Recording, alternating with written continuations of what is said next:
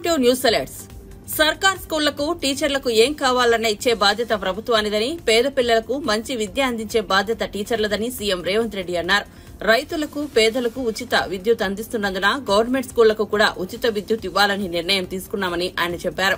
తెలంగాణ రాష్ట్రం వస్తే విద్యా విధానం బాగుపడుతుందని, టీచర్ల గౌరవం పెరుగుతుందని, వసతులు వస్తాయని అనుకున్నాం. కోదండరాం, చుక్కా రామయ్య, హరగోపాల్ లాంటి వాళ్లకు గౌరవం దక్కుతుందని భావించాం. కానీ 10 ఏళ్ల పాలన ఎలా ఉందో చూసాం. గత పాలకులు టీచర్లను అవమానించేలా వ్యవహరించారని ఆయన మండిపడ్డారు.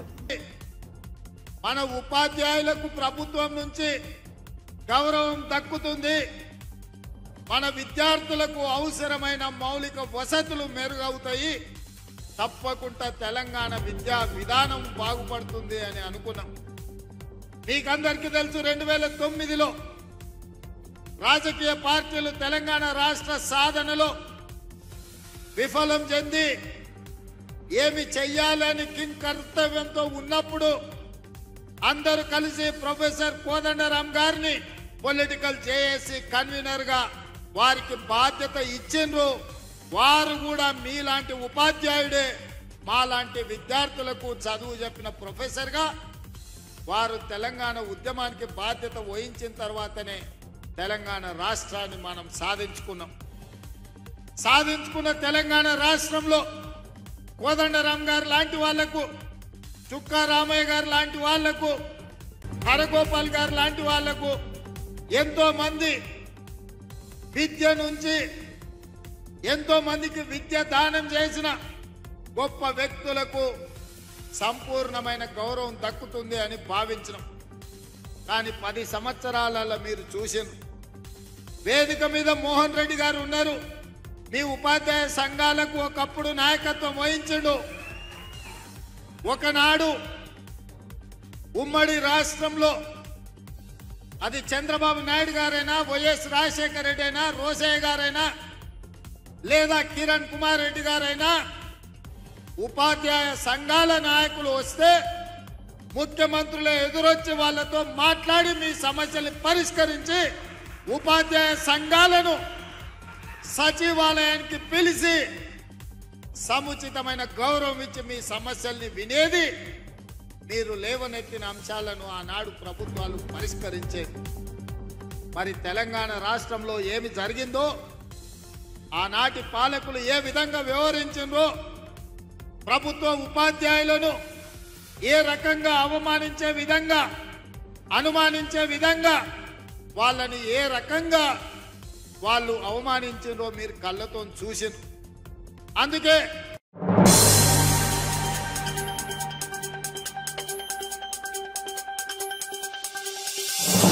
ముఖ్యమంత్రి నారా చంద్రబాబు నాయుడుపై కాంగ్రెస్ వర్కింగ్ కమిటీ సభ్యుడు, మాజీ మంత్రి రఘువీరారెడ్డి ప్రశంసలు కురిపించారు. గురువారం మడకశిరలో చంద్రబాబు నిర్వహించిన కార్యక్రమంపై మాట్లాడుతూ ఈ కార్యక్రమం కోసం ప్రజలను బలవంతంగా తరలించడం, నిర్బంధించడం వంటివి లేవని తెలిపారు. ముఖ్యమంత్రి కార్యక్రమాన్ని ఇలా సాదా సీదాగా నిర్వహించడం అభినందనీయమని కొనియాడారు. భవిష్యత్తులోనూ ఇదే విధానాన్ని కొనసాగించాలని సూచించారు. అలాగే మడకశిర నియోజకవర్గంలోని సమస్యలపై ప్రజలకు చంద్రబాబు స్పష్టమైన హామీలు ఇవ్వడంపై రఘువీరారెడ్డి సంతోషం వ్యక్తం చేశారు. మడకశిరలో గత 10 ఏళ్లలో అనేక సమస్యలు అపరిష్కృతంగా ఉన్నాయని, వాటిని పరిష్కరించే శక్తిని దేవుడు చంద్రబాబుకు, ప్రభుత్వానికి ఇవ్వాలని మనస్ఫూర్తిగా కోరుకుంటున్నట్లు చెప్పారు. కేరళలో భారీ వర్షాలతో వందలాది మంది చనిపోవడం, చాలా భయానకమైనటువంటి పరిస్థితి ఉండడం, రాహుల్ గాంధీ గారు రాజీనామా చేసినా కూడా వైనాడ్ ఎంపీగా అతను, ప్రియాంక గాంధీ గారు చాలామంది వెళ్ళొద్దు, అక్కడ చాలా ప్రమాదకరంగా ఉంది అని హెచ్చరించినా కూడా అక్కడ ప్రాణాలు కోల్పోయినటువంటి కుటుంబాలను, మరి అక్కడ ఇబ్బందుల్లో ఉన్నటువంటి వాళ్ళను పరామర్శించడానికి నిన్నటి రోజు వాళ్ళు వెళ్ళడం, ఆ వర్షంలో తడుచుకుంటూ, ఆ బురదలో వెళ్తూ వాళ్ళందరికీ కూడా ఒక ధైర్యాన్ని ఇస్తూ, అటు ప్రభుత్వానికి కూడా మేము బాసటగా ఉంటాం, రాష్ట్ర కేంద్ర ప్రభుత్వాలు అందరూ కలిసి పనిచేద్దాం, రాజకీయాలకు అతీతంగా వాళ్ళకి అండగా ఉండాలి అనేటువంటి ఒక అప్పీల్ చేయడం అనేది ఏదైతే ఉందో, నిజంగా మానవత్వం కలిగినటువంటి ఒక నాయకుడిగా రాహుల్ గాంధీ గారు నిన్న ప్రదర్శించినారు. రాజకీయాలకు అతీతంగా ఇటువంటి విపత్కర పరిస్థితులు వచ్చినప్పుడు కలిసి వాళ్ళకు అండగా ఉండవలసినటువంటి అవసరం ఉంది. రాహుల్ గాంధీ గారిని, ప్రియాంక గాంధీ గారిని నేను మనస్ఫూర్తిగా అభినందిస్తా ఉన్నాను.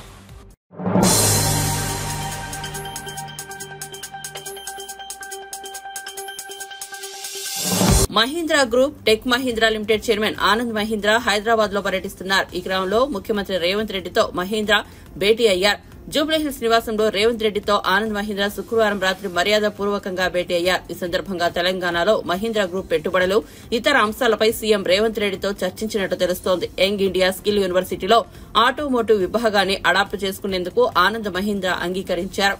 రంగారెడ్డి జిల్లా కందుకూరు మండలం మీర్ఖాన్పేటలో ఉన్న ఈ స్కిల్ యూనివర్సిటీని పరిశీలించేందుకు తమ టీంను పంపుతామని ఆనంద్ మహీంద్రా తెలిపారు.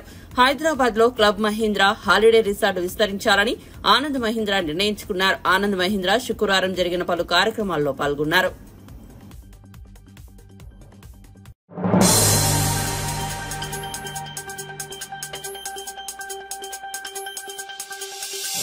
సీఎం చంద్రబాబు అధ్యక్షతన సీఆర్డీఏ సమావేశం ముగిసిన అనంతరం మంత్రి నారాయణ మీడియాతో మాట్లాడారు. రాజధానిలో సోమ, మంగళవారాల్లో జంగిల్ క్లియరెన్స్ ప్రారంభించామని చెప్పారు. రాజధానిలో భూములు తీసుకున్న సంస్థలను సంప్రదిస్తామని, ఆయా సంస్థలు తమ కార్యాలయాల ఏర్పాటుకు గడువును మరో 2 ఏళ్లకు పెంచామని వెల్లడించారు. హ్యాపీ నెక్స్ట్ ప్రాజెక్టును తిరిగి ప్రారంభించాలని సమావేశంలో నిర్ణయించామని మంత్రి నారాయణ తెలిపారు. సీఆర్డీఏలో 778 మంది ఉద్యోగులను నియమించుకుంటామని పేర్కొన్నారు. అంతేకాకుండా సీఆర్డీఏ కోసం 32 మంది కన్సల్టెంట్లను నియమించుకోవడానికి నిర్ణయం తీసుకున్నట్లు వివరించారు. అయితే ఈరోజు అథారిటీలో మళ్ళా ఒరిజినల్ గా సీఆర్డీఏ ఏదైతే 8352.69 చదరపు కిలోమీటర్లు ఉందో దాని ఉండే విధంగా యాక్చువల్గా ఈరోజు డెసిషన్ తీసుకున్నారు. దీన్ని తీసుకోవటం వల్ల పలనాడు, బాపట్ల అథారిటీస్ కూడా ఉంటాయి. అంటే దీంట్లో ఎక్కువ భాగం తీసేసి పల్నాడు, బాపట్ల అథారిటీస్ చేశారు. అయితే ఆ 2 అథారిటీస్ కూడా ఉంటాయి. బట్ ఒరిజినల్ ఏదైతే ఉండిందో అన్ని చదరపు కిలోమీటర్లు బ్యాక్ వస్తుంది. ఆ విధంగా ఈరోజు అథారిటీ డెసిషన్ తీసుకోవడం జరిగింది. ఏరియా కొద్దిగా తగ్గుతుంది. అదేవిధంగా క్యాపిటల్ సిటీలో ఇది 217 చదరపు కిలోమీటర్లుగా డిసైడ్ చేశాం. సిఆర్డీలో ఉండే క్యాపిటల్ సిటీ 217 చదరపు కిలోమీటర్ని ఆ రోజు ఫైనలైజ్ చేసి దానికి తగ్గట్టుగా ట్రంక్ ఇన్ఫ్రాస్ట్రక్చర్ మొత్తం డిజైన్ చేశాం. అయితే ఇందులో గత ప్రభుత్వం 4 గ్రామాలను తీసేసి మంగళగిరి మున్సిపల్ కార్పొరేషన్ కలిపింది. ఈ 217 చదరపు కిలోమీటర్లో 54 చదరపు కిలోమీటర్లు 54 చదరపు కిలోమీటర్ ఏరియా తీసేసి మంగళగిరి మున్సిపల్ కార్పొరేషన్ కలిపింది. చెప్తారు ఒకసారి. అంటే ఏదైతే 217 చదరపు kilometre capital city master plan అది కొద్దిగా డిస్టర్బ్ అయింది. అయితే ఈరోజు అథారిటీ మళ్ళా 54 చదరపు కిలోమీటర్లని మళ్ళా బ్యాక్ ఇచ్చేసి 217 చదరపు కిలోమీటర్లతో క్యాపిటల్ సిటీని చేయమని యాక్చువల్గా ఆదేశించడం జరిగింది. అదేవిధంగా సింగపూర్ గవర్నమెంట్తో వాళ్ళు సీడ్ క్యాపిటల్ కట్టేటట్టుగా ఆ రోజు అగ్రిమెంట్ అయ్యాం. దాన్ని గత ప్రభుత్వం క్యాన్సిల్ చేసింది. దాని వల్ల ఆ గవర్నమెంట్తో యాక్చువల్గా డిస్కస్ చేయమని యాక్చువల్గా ఈరోజు అథారిటీ ఇన్స్ట్రక్షన్ ఇచ్చింది.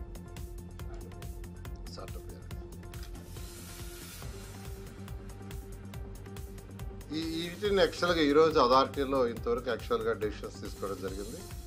ఇప్పుడు బిల్డింగ్స్ స్ట్రక్చర్లు దాదాపు 7 సంవత్సరాలు అయిపోయింది. అందువల్ల ఏంటంటే ఐఐటి చెన్నై వాళ్ళకి, ఐఐటి హైదరాబాద్ వాళ్ళకి వాటిని స్టడీ చేయమని ఇచ్చాం. ఏదైతే అధికారులకు సంబంధించినవి కానీ ఎమ్మెల్యేలు, ఎమ్మెల్సీలకు సంబంధించిన బిల్డింగ్స్ అన్నీ హైదరాబాదు ఐఐటి వాళ్ళకి ఇచ్చాం స్టడీ చేయమని. అదేవిధంగా ఐకానిక్ బిల్డింగ్స్ అయినటువంటి అసెంబ్లీ కానీ, హైకోర్టు కానీ, 5 టవర్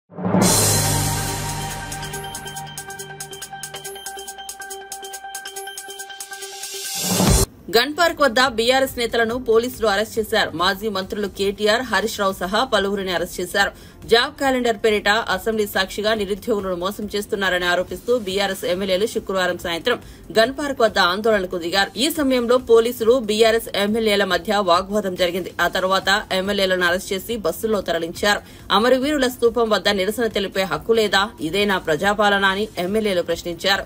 కాంగ్రెస్ పార్టీ ఎన్నికల సమయంలో 2 లక్షల ఉద్యోగాలు ఇస్తామని చెప్పి 2 2 ఉద్యోగాలు కూడా ఇవ్వలేదని విమర్శించారు. రాహుల్ గాంధీ తెలంగాణకు వచ్చి ఇక్కడి యువతకు క్షమాపణ చెప్పాలని డిమాండ్ చేశారు. ఇచ్చిన హామీ మేరకు 2 లక్షల ఉద్యోగాలు ఇచ్చే వరకు కాంగ్రెస్ ప్రభుత్వాన్ని వెంటాడతామన్నారు. నిరుద్యోగులకు న్యాయం జరిగేదాకా వారికి అండగా నిలుస్తామన్నారు.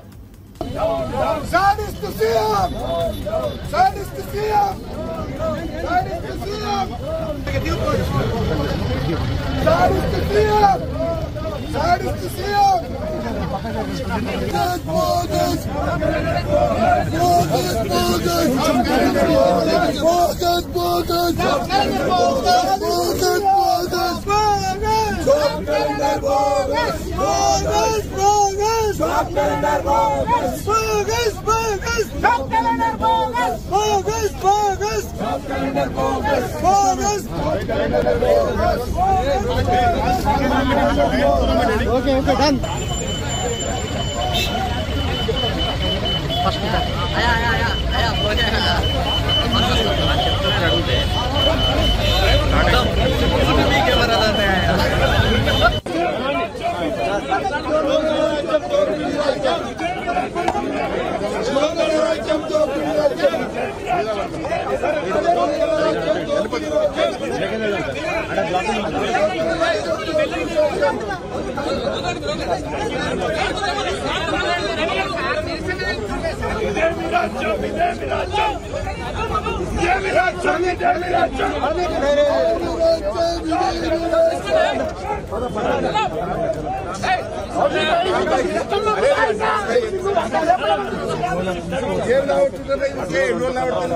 మీకోసం మేము కొట్లాడుతున్నాం, మీ తమ్ముళ్ళ కోసం. మీ తమ్మునికి నౌకరు కావాలా, మేము కొట్లాడితే ఇంత తీసేస్తారు. మీ తమ్ముళ్ళ కోసం మేము కొట్లాడుతున్నాం. వాళ్ళ నౌకరు కోసం మేము అవుతాం.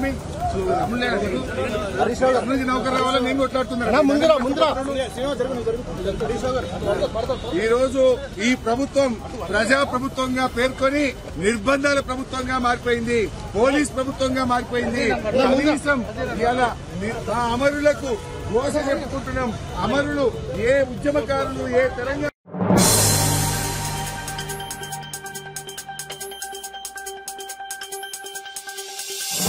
తెలంగాణ అసెంబ్లీ సమావేశాలు శుక్రవారం రసవత్తరంగా సాగాయి. సభలో వాడివేడి చర్చ జరిగింది. ఈ క్రమంలో Congress MLA Danam Nagender BRS ఎమ్మెల్యేలపై fire అయ్యారు. తీవ్రమైన వ్యాఖ్యలతో విరుచుకుపడ్డారు. జాబ్ క్యాలెండర్ ప్రకటన నేపథ్యంలో ప్రసంగించిన ఎమ్మెల్యే దానం బీఆర్ఎస్ ఎమ్మెల్యేలను టార్గెట్ చేస్తూ పరుష వ్యాఖ్యలు చేశారు. నీ అమ్మ తోలు తీస్తా, బయట తిరగనివ్వు, ఏమనుకుంటున్నారా అంటూ బీఆర్ఎస్ ఎమ్మెల్యేలపై ఆగ్రహం వ్యక్తం చేశారు దానం నాగేందర్. ఇది హైదరాబాద్ కు సంబంధించినటువంటి గతంలో కేటీఆర్ గారు ఎస్ఎన్డిపి ఊసుకోపోయి బయట కూడా తిరగని కొడుకా మేము అని ఏమనుకుంటున్నారా మీరు?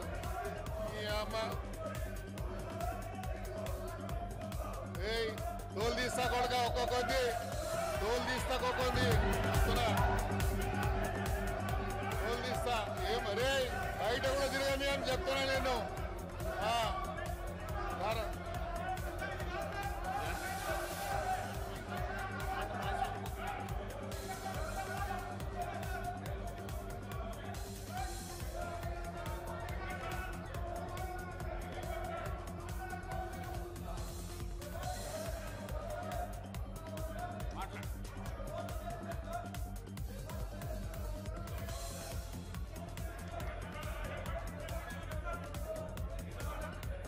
అధ్యక్ష, హైదరాబాద్ కు సంబంధించి ఇది ఇంపార్టెంట్ అయిన సబ్జెక్ట్ అధ్యక్ష. రాబోయేటువంటి రోజుల్లో హైదరాబాద్ సిటీలో రాబోయేటువంటి రోజుల్లో ఈ హైదరాబాద్ ఒక డిసైడింగ్ ఫ్యాక్టర్ గా కాబోతున్నది అధ్యక్ష. ఈ హైదరాబాద్ సిటీ ఒక డిసైడింగ్ ఫ్యాక్టర్ కాబోతున్నటువంటి ఈ తరుణంలో మేము గౌరవ ముఖ్యమంత్రి గారికి కొన్ని విషయాలు వారి దృష్టికి తీసుకురావాల్సిన అవసరం ఉంది అధ్యక్ష. ఈరోజు మీరు చూడండి అధ్యక్ష, కేంద్ర ప్రభుత్వం, కేంద్రంలో ఉన్నటువంటి ఫైనాన్స్ మినిస్టర్ గారు మొన్న సెంట్రల్ గవర్నమెంట్ ఒక రోడ్ మ్యాప్ తయారు చేయడం జరిగింది అధ్యక్ష. ఆ రోడ్ మ్యాప్ కు సంబంధించి అధ్యక్ష మీరు చూసినట్టయితే 11.11 కోట్ల రూపాయలని వాళ్ళు చేయడం జరిగింది. ఆ రోడ్ మ్యాప్ అధ్యక్ష చూసినట్టయితే fastest growing అర్బనింగ్ city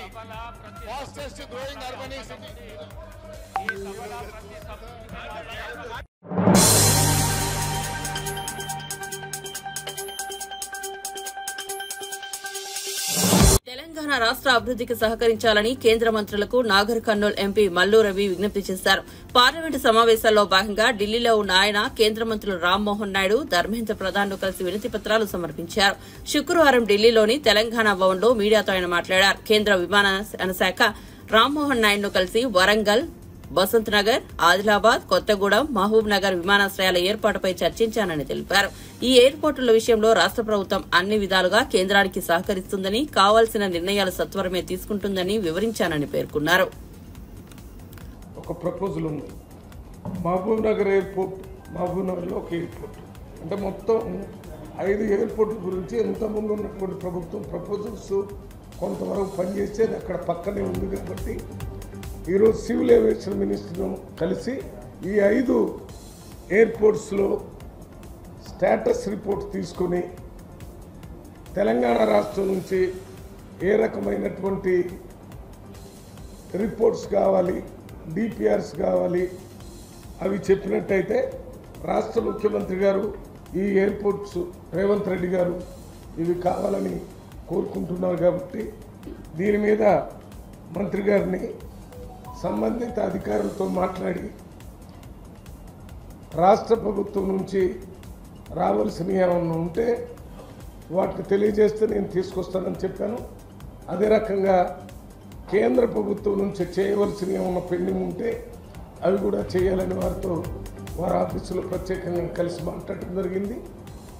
Rammohan Rao గారు చెప్పారు, నా ముందే దానికి సంబంధించిన డైరెక్టర్ జనరల్తో మాట్లాడారు.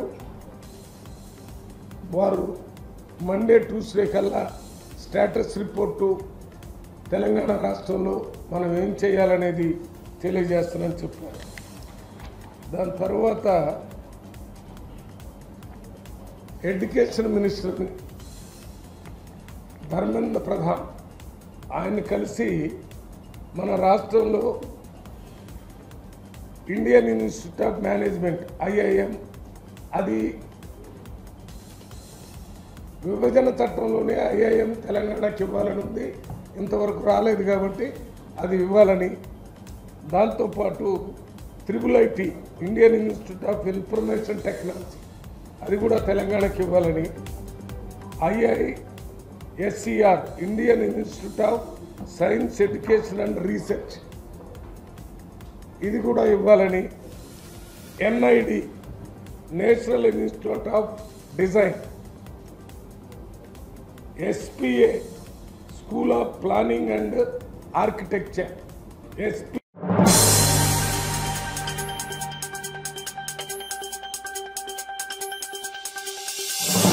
వయనాడులో పరిస్థితులు మనసుకు బాధ కలిగించాయన్నారు కాంగ్రెస్ అగ్రనేత రాహుల్ గాంధీ. కేరళ రాష్ట్రంలోని వయనాడులో కొండ చర్యలు విరిగిపడడంతో వందలాది మంది ప్రాణాలు కోల్పోవడంతో అనేక కుటుంబాల్లో విషాదం నెలకొంది. బాధితులను పరామర్శించేందుకు గురువారం ప్రియాంక గాంధీ వాద్రాతో కలిసి రాహుల్ గాంధీ కొండ చర్యలు విరిగిపడిన ప్రాంతాల్లో పర్యటించారు. ఆ ప్రాంతంలో నెలకొన్న పరిస్థితిని చూసి రాహుల్ ఆవేదన వ్యక్తం చేశారు. ఆసుపత్రిలో చికిత్స పొందుతున్న క్షతగాత్రులతో మాట్లాడారు. అనంతరం రాహుల్ గాంధీ మీడియాతో మాట్లాడారు.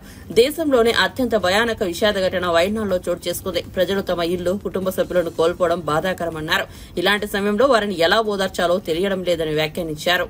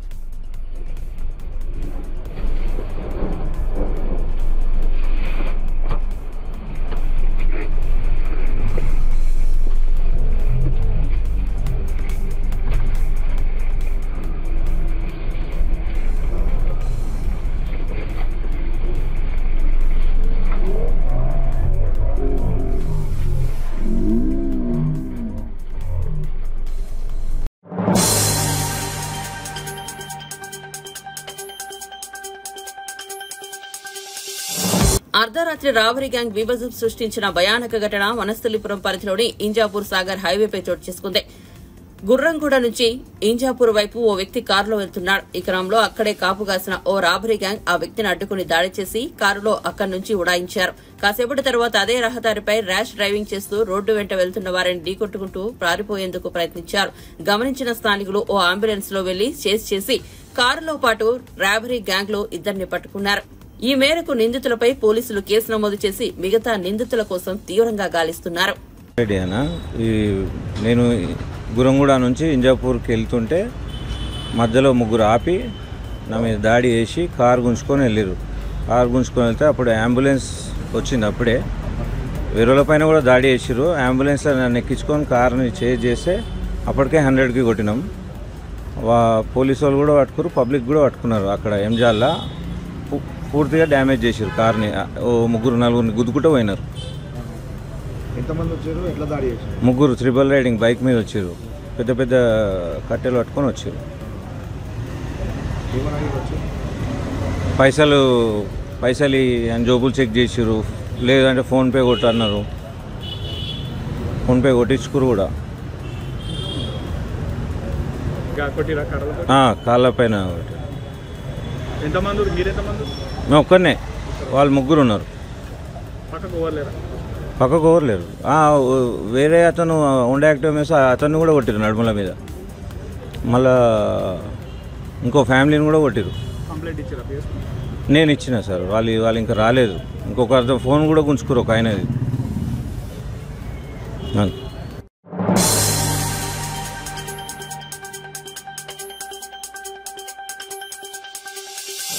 విజయవాడ దుర్గమ్మను సినీ నటి నిర్మాత నిహారిక కొణిదెల దర్శించుకున్నారు.